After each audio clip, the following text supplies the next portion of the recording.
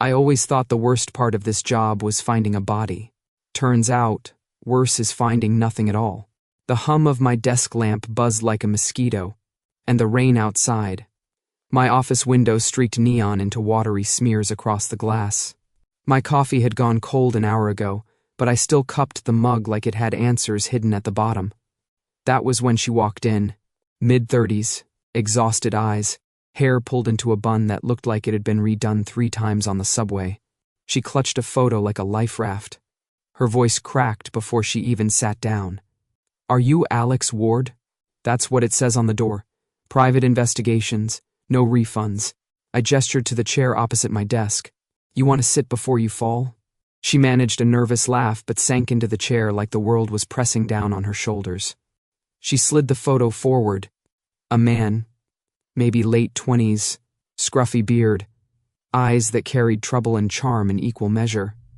My brother, Daniel. "He's missing." I studied the photo. Faces tell stories, but his looked like it wanted to keep a few secrets. "When did you last see him?" 3 weeks ago. He said he had a job, something off the books. After that, nothing. His phone's dead. The police..." Her lips trembled. "The police think he ran. But he wouldn't. Not like this." I leaned back, chair groaning under my weight. People disappear for all kinds of reasons. Some leave quietly, some not so much. Not Daniel. Her voice sharpened with sudden steel. "He wouldn't leave me. Please. I don't care what it costs." I hated that word. Please. It stuck to my ribs like old guilt. I rubbed at the scar on my forearm, the one the VA doc said would remind me of service well done. To me, it just itched when storms rolled in. "All right," I said finally. "I'll look." The relief in her face was almost painful. She left the photo behind. I pocketed it, grabbed my coat, and stepped into the city's wet throat. The dock smelled like rust and saltwater rot. Bars down here didn't bother with neon signs, just flickering bulbs and doors that creaked like coffins. I pushed into O'Malley's, a joint I'd known since my army days. The bar was sticky, the air full of old smoke, though smoking had been banned here for a decade. Some rules just weren't made to be followed. Behind the counter, Eddie O'Malley wiped a glass with a rag dirtier than the glass itself. His face lit up when he saw me. "Well, if it isn't Ward. Thought you were dead. Not yet. Working on it." I slid onto a stool. "You hear about any missing folks lately?" "Young guy, name's Daniel." Eddie poured me a shot before answering. Missing's a polite word these days. People don't just vanish. They get bought. I frowned. "Bought?" He leaned closer. "There's a market, Alex. Not drugs, not guns, people. You walk in, you walk out different, or you don't walk out at all." I snorted. "Sounds like one of your drunk stories." "Drunk, sure. Story, not so much." He lowered his voice. "They say it's run by someone they call the deal maker. Folks swear he can give you anything, for a price." The way Eddie said it raised the hairs on my arms. I'd been in enough holes overseas to know when a man wasn't spinning a fairy tale. "Where do I find this market?" Eddie chuckled darkly. "That's the trick, isn't it? You don't find it. It finds you." By the time I left, the rain had thickened into sheets, drowning the city in silver. I shoved my hands in my pockets, head down, letting instinct guide me. Somewhere between the docks and Chinatown, the streetlights bent wrong. Corners seemed sharper, shadows deeper. And then I saw it. A narrow alley pulsing with a glow not entirely electric. Signs in languages I didn't recognize. Stalls tucked into impossible spaces. A woman selling bottled laughter. A man weighing someone's memories on. Brass scales. Kids chasing something that shimmered like liquid glass. My stomach twisted. Either I'd finally snapped, or Eddie wasn't full of it. At the end of the alley stood a figure. Tall, sharp as if carved from night itself, draped in a long black coat that swayed though there was no wind. His hair was silver, eyes a molten gold that caught every drop of light and turned it into a smirk. Our gazes locked. And in that instant, I knew. This wasn't some crime boss or back alley hustler. This was the deal maker. He tilted his head, lips curving like he'd been expecting me all along. "Well," he said, voice smooth as smoke, "looks like the market just found you." The alley opened into something that shouldn't have existed in this city, or in any city I'd ever seen. It was a market, but not the kind where you haggle over fruit or counterfeit watches. Lanterns glowed with unnatural colors, casting the stalls in a light that looked stolen from dreams. One booth displayed glass vials filled with swirling mist, each whispering voices when I leaned too close. Another chained something in a cage that looked human until it blinked, sideways. A fortune teller flipped cards that burned at the edges, but never turned to ash. I told myself it was a trick, a fever dream. PTSD flashbacks, maybe. But the copper tang in the air and the way people's eyes followed me said otherwise. And then he appeared. The man from the alley's end, or whatever he was. Tall, too tall, framed in a long black coat that caught the glow and bent it around him. His hair gleamed silver, but it was his eyes that pinned me. Molten gold. Bright and mocking. Like he was already in on a joke I hadn't heard. "You're far from home, soldier." His voice wrapped around me like smoke, smooth and low, and far from answers. But not from me. I bristled. "You know who I am? I know what you are." He stepped closer, boots silent on the stone. A man hunting shadows, a man who doesn't realize the shadows have teeth. I tightened my jaw. "And you are?" "The one they call Raze." His smile widened, razor thin. "Owner of this little bazaar. Broker of things men like you don't dare name." "Cute title," I said. "You got a business card too?" He chuckled, low and genuine, like my sarcasm was the dessert he'd ordered. "No need. You're already in my shop." "Which means you want something—" My hand slipped to the inside of my coat, brushing the grip of my pistol. He noticed. Hell, he probably noticed the twitch in my eyelid before I moved. "You seek a man." Raze's words landed like a hammer. "Your brother's photograph, tucked in your pocket. The one who vanished 3 weeks ago." My blood went cold. "How the hell do you—" He raised a finger, shushing me with infuriating calm. "I can find him. I can show you exactly where he is. But first—" His grin sharpened. "A deal?" Of course. It was always a deal. I squared my shoulders. "I don't buy fairy dust in bottles or souls on clearance." "You want my money? You'll be disappointed." Raze tilted his head. "Money? Adorable. Do you really think anything here runs on paper bills and serial numbers? No. I deal in leverage, promises, the currency that binds men tighter than chains." I barked a dry laugh. "And what do you want from me?" He circled me, like a wolf appraising whether the prey would bite back. "Strength, loyalty, a soldier's instinct. You're already wrapped in scars, let me put them to use. I'm not your hired gun." "No," he said softly, close enough for me to feel his breath at my ear.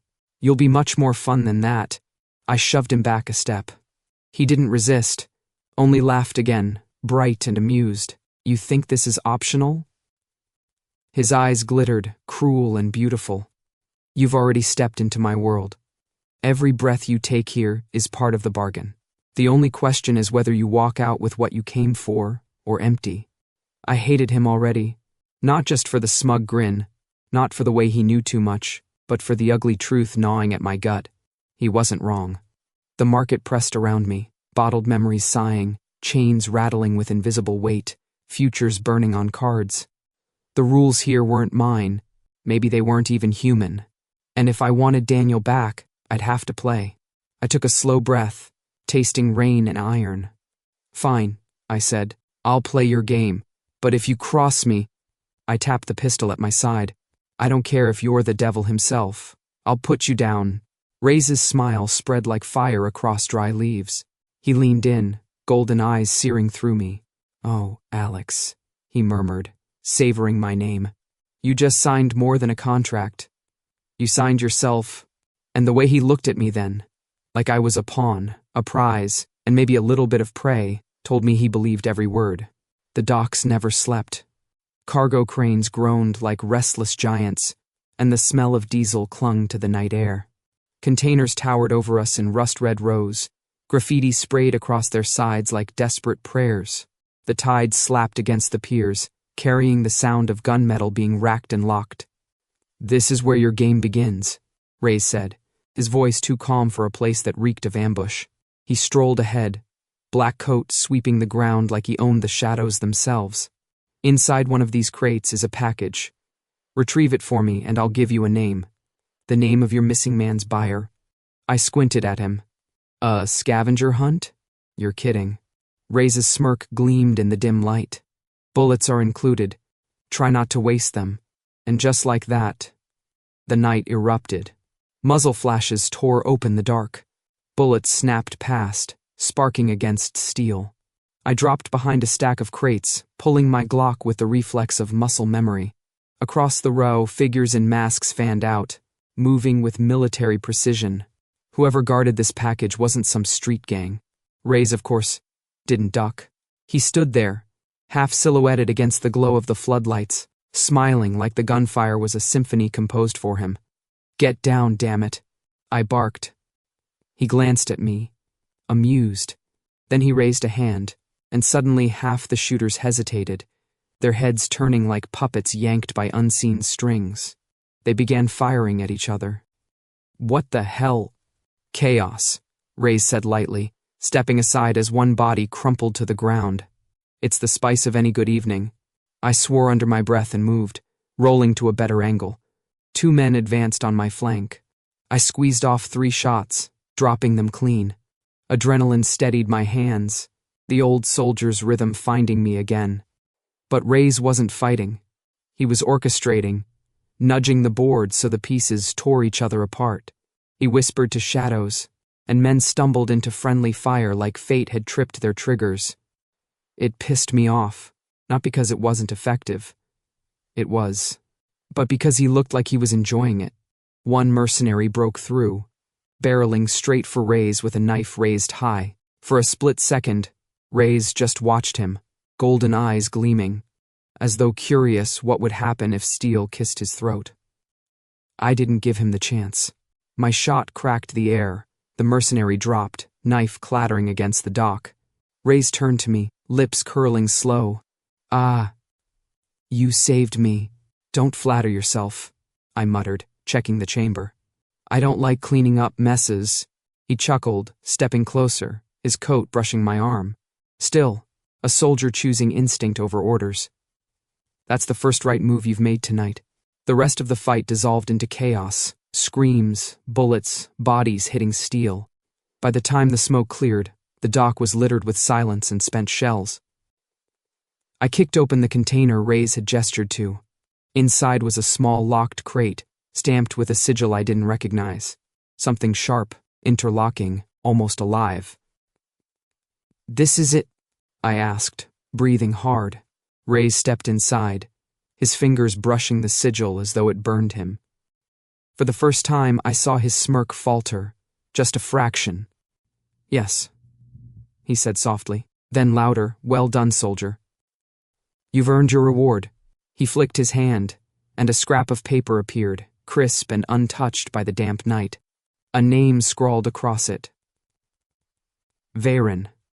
"Who the hell is Veyron?" I demanded. Raze's smile returned, sharper than ever. "The man who purchased your missing Daniel." My gut twisted. The word purchased wasn't a mistake. "You see?" Raze leaned close, his voice a silken whisper against the roar of the sea.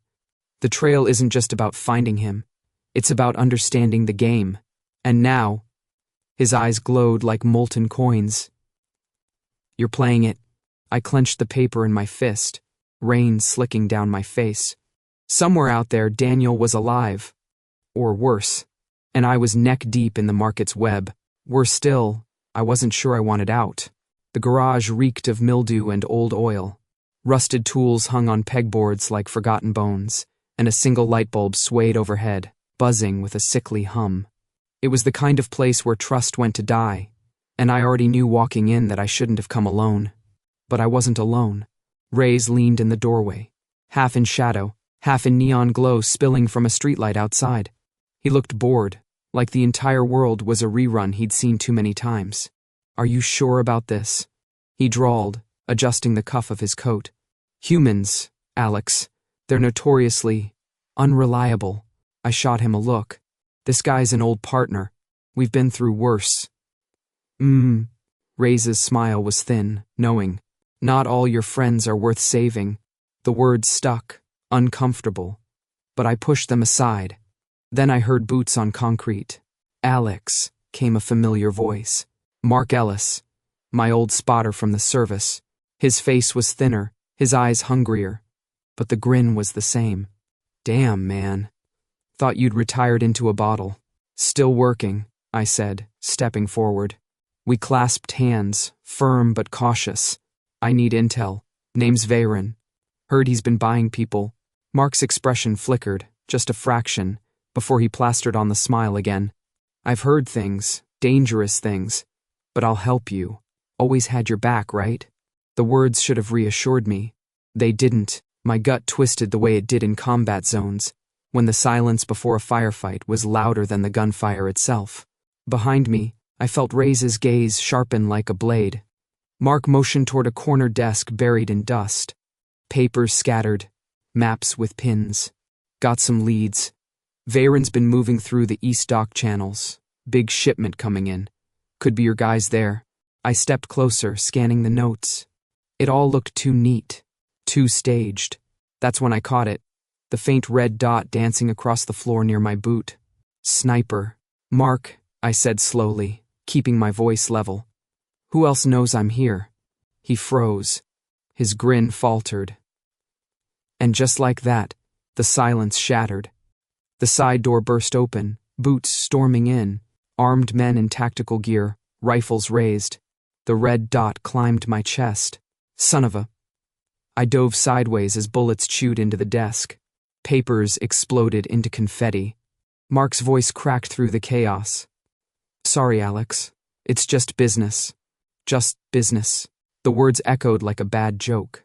I rolled behind a pillar, Glock already barking, sending two of them down before they cleared the doorway. The garage filled with thunder, gunfire, shouts, ricochets sparking off rusted steel.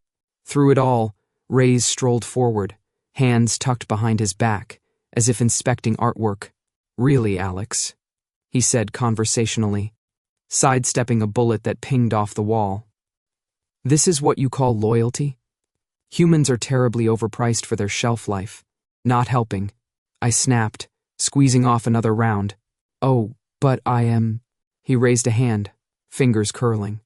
The air shimmered, and suddenly half the mercs spun their rifles on each other, confusion twisting their faces before they fired. Screams echoed, the smell of blood hot and metallic.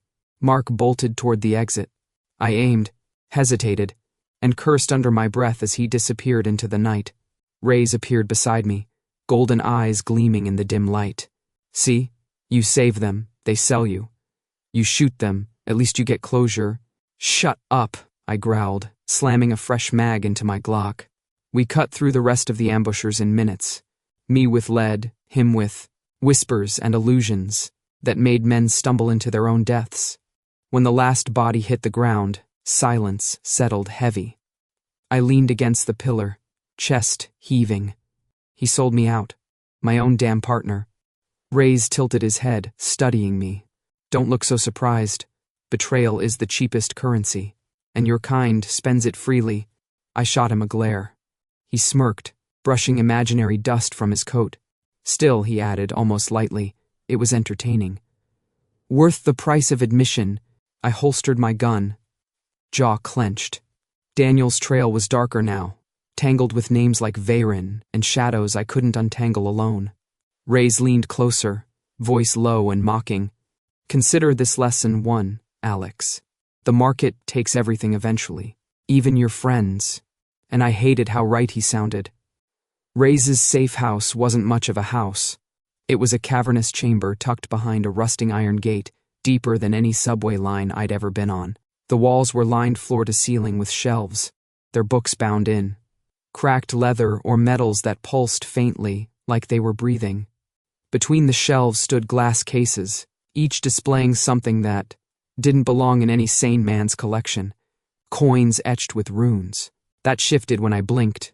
jars of black sand that moved against gravity, a silver mask with no eye holes that seemed to watch me anyway, a library, a tomb, a trophy room. Raze drifted ahead of me, fingers brushing the spines of books as if they purred under his touch. You wanted answers, he said, his voice carrying too easily in the dim. So let me give you one. The man you heard about, Veyron, doesn't move alone. He's a hound, a collector's hound. Collector? I echoed, my boots echoing against stone. Raze stopped at a glass case in the center of the room. Inside, suspended on thin wires, was something that looked like a heart carved from obsidian, veins of molten gold webbed across it, pulsing faintly. It was beautiful and terrifying all at once. There are those who deal, Raze said softly, and those who collect. My enemy belongs to the latter. He doesn't trade. He takes, and what he wants most is this. I stared at the heart. Yours. Raze's smile was sharp, but it didn't reach his eyes. Every demon has one, hidden, protected, or, if they're careless, lost. It is our power, our tether, our weakness. Shatter it, and we fall. Steal it, and you own us.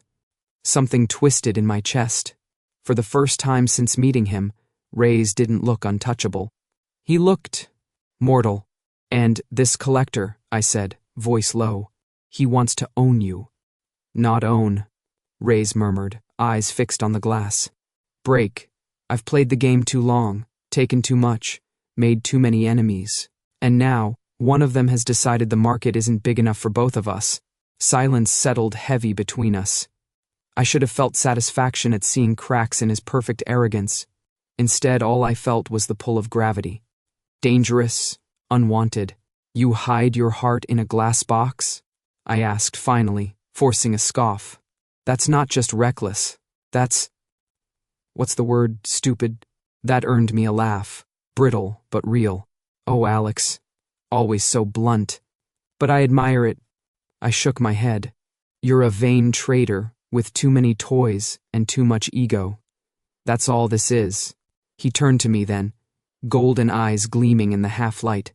And you, he said, voice velvet but edged with steel, are a stubborn soldier without an army. The words landed harder than I wanted them to. For a moment I saw myself in the glass reflection of that black heart, alone, scarred, carrying ghosts no one else could see. Touché, I muttered. Raze stepped closer, close enough that the air seemed to thrum between us. You think my trophies are vanity. Maybe you're right. But that heart... He tapped the glass case lightly, and the veins of gold flared brighter. That is not vanity, that is survival, and if the collector takes it, then your search for Daniel will end in ashes, because I will not be there to play this game with you. I swallowed hard, throat dry. For the first time since meeting him, I believed him. Not his tricks, not his games. Him. You want me to care, I said, my voice low. Raze's smirk returned, but softer this time. I want you to understand. Caring is optional. The silence stretched again, thick and magnetic. I should have walked out, put distance between myself and whatever this was. Instead, I stayed rooted, caught in that pull, realizing with a start that I trusted him more than I trusted anyone else in this rotten city. That was the real danger. The city bled neon into the storm.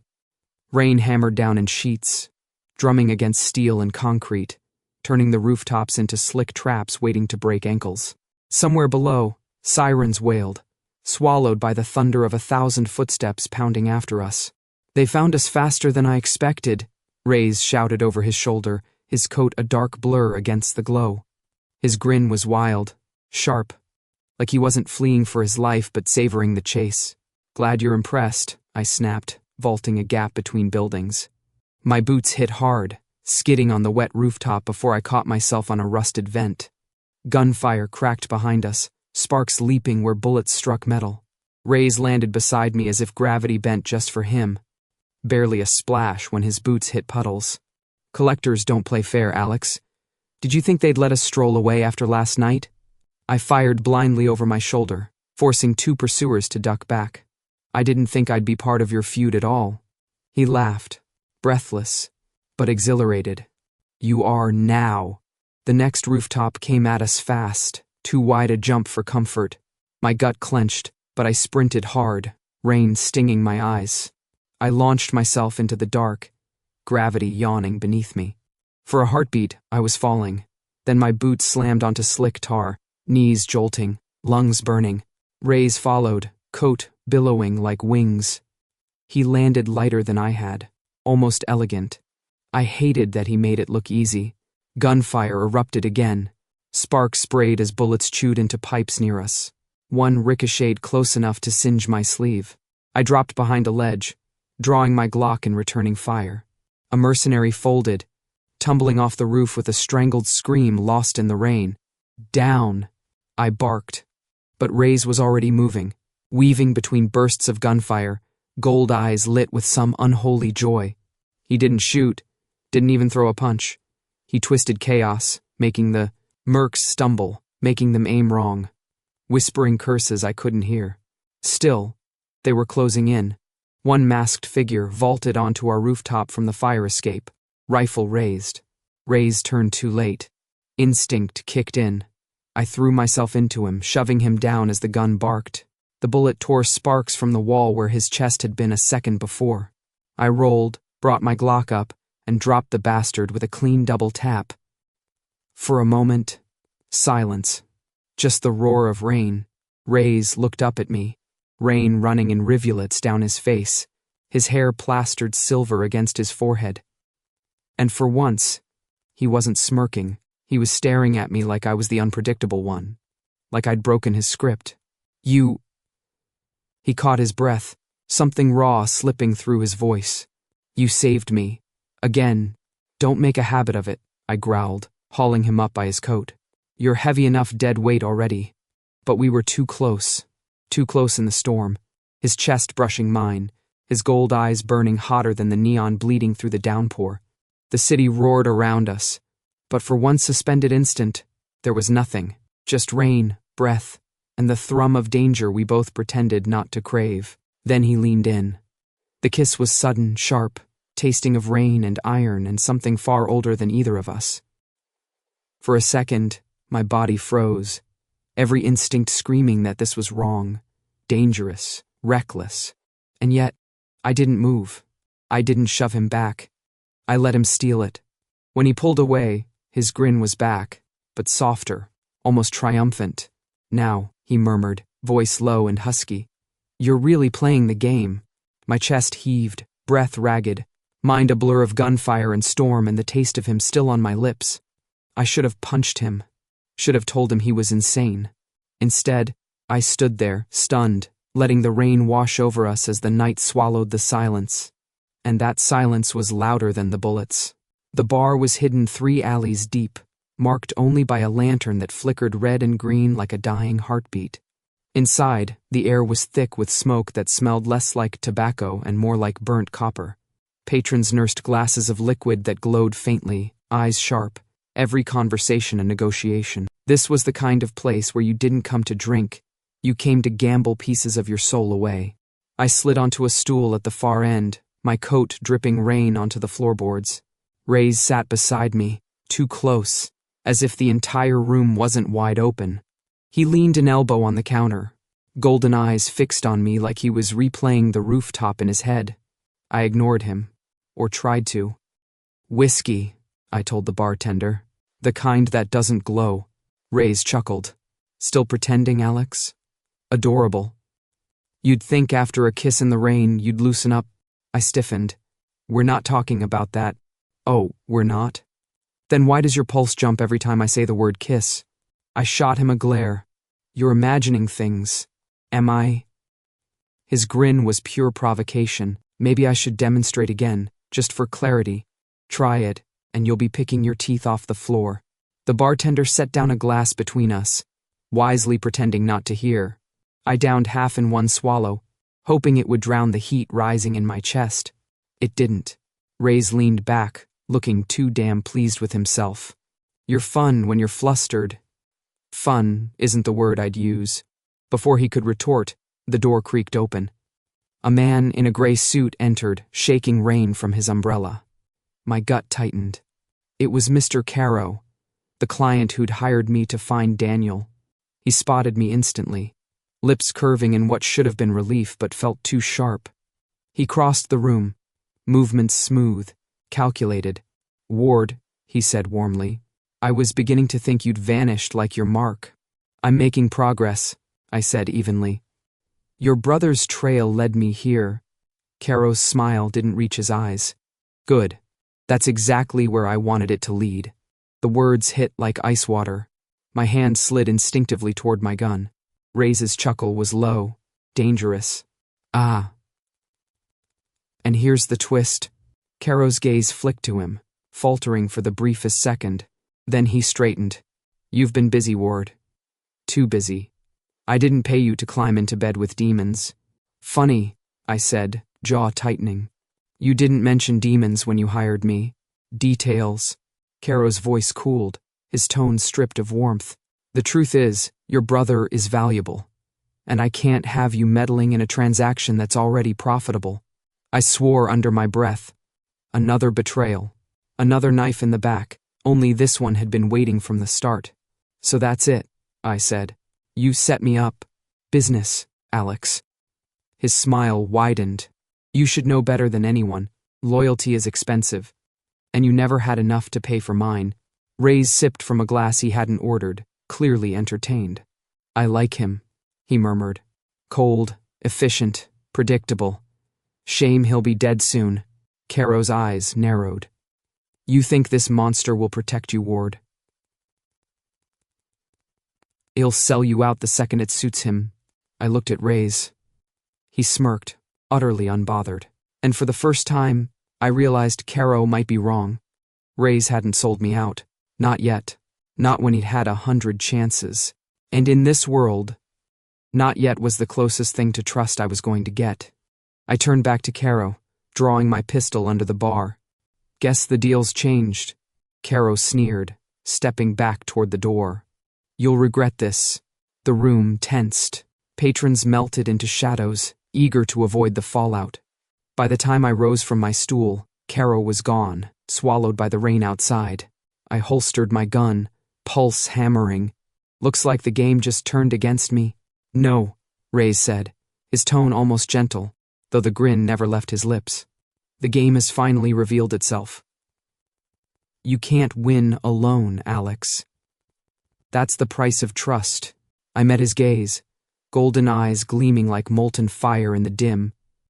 And for the first time, I knew he was right. This wasn't just a deal anymore. This was survival. The club used to be a warehouse. At least, that's what it looked like from the street. Down below, however, was another story. Concrete tunnels opened into a cavernous chamber, and someone had decided to turn it into hell's version of a nightclub. Cages dangled from chains, each holding creatures that weren't entirely human. Spotlights cut through smoke, illuminating a floor marked with chalk sigils and bloodstains. Music pounded from nowhere and everywhere, bass lines syncopated with screams.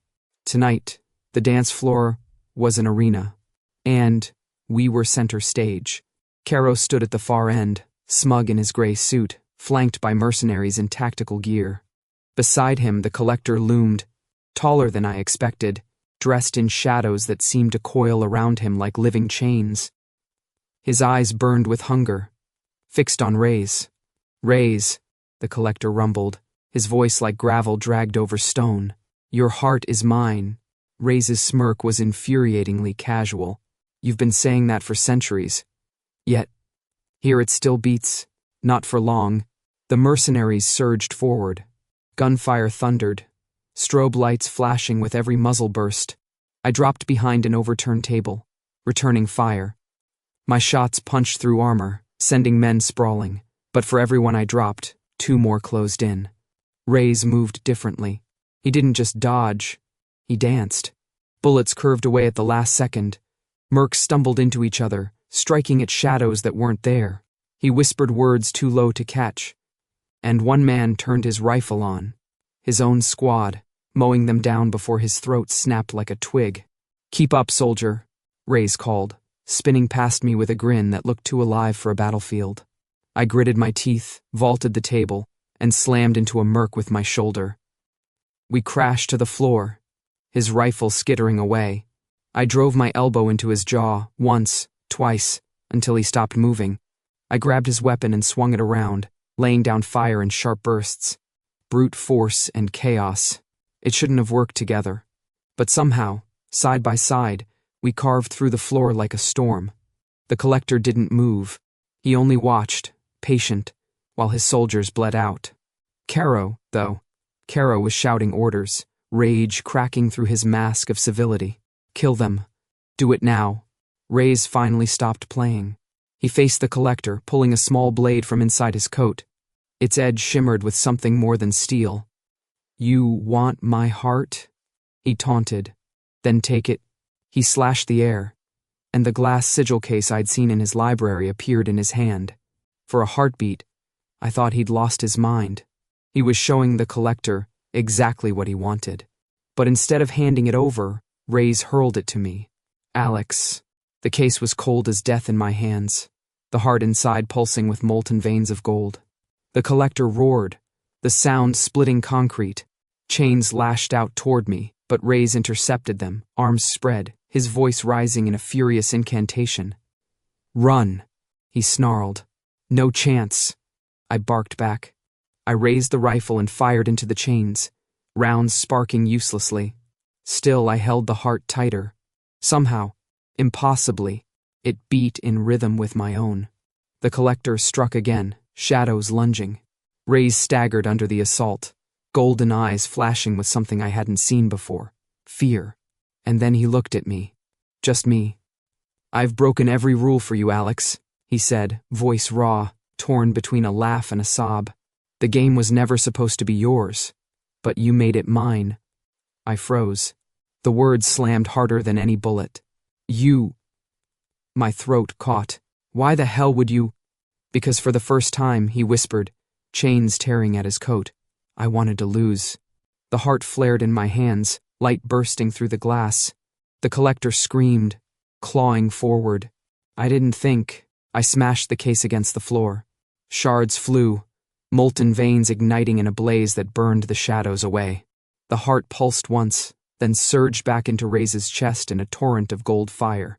He staggered, gasping before lifting his head, eyes blazing brighter than the club's spotlights. The collector recoiled, shrieking as his own shadows turned against him, devouring him from the inside out. His chains fell limp. With a final roar, he crumbled into dust that the rain dripping through the ceiling carried away. Caro froze, mouth open. I raised my pistol, sighted him clean, and fired. His body crumpled to the arena floor. Just another casualty in a war he never understood. Silence fell, broken only by the hiss of dying lights. I turned to Raze. He stood in the center of the wreckage, chest heaving, golden eyes still glowing faintly.